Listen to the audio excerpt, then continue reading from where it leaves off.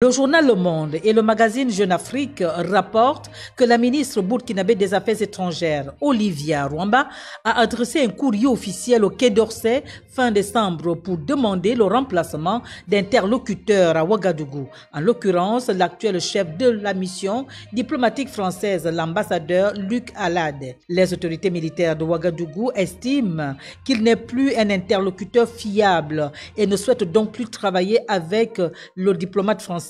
Début juillet 2022, en effet, l'ambassadeur de France avait indiqué dans une correspondance aux députés français que la crise sécuritaire au Burkina Faso est en réalité une guerre civile. Une partie de la population se rebelle contre l'État et cherche à le renverser. Quelques jours plus tard, lors de la commémoration de la fête nationale française à Ouagadougou, le diplomate s'en est pris encore à certains internautes, les qualifiant, je cite, d'idiots utiles qui accusent sans preuve son pays, c'est-à-dire la France, engagée dans la lutte contre le terrorisme au Sahel. Jugeant ces propos de discourtois et inamicaux, le gouvernement burkinabé dit protester vigoureusement. L'attitude condescendante du chef de la diplomatie française à Ouagadougou fâche et crée une polémique au point que les organisations de la société civile et les acteurs politiques réclament aussi le départ sans délai de l'ambassadeur français au Burkina Faso. Cette expulsion intervient une semaine après que la coordonnatrice résidente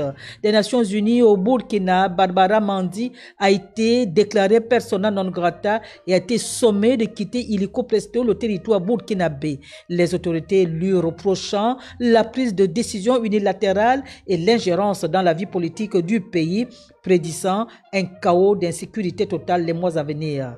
Accusés d'espionnage aussi, 2 citoyens français ont été expulsés le 21 décembre dernier, avec la demande formulée à Paris de bien vouloir rappeler son ambassadeur qui n'est plus en odeur de sainteté à Ouagadougou. On perçoit clairement que l'axe Paris-Ouagadougou vient de franchir une nouvelle étape dans la brouille diplomatique.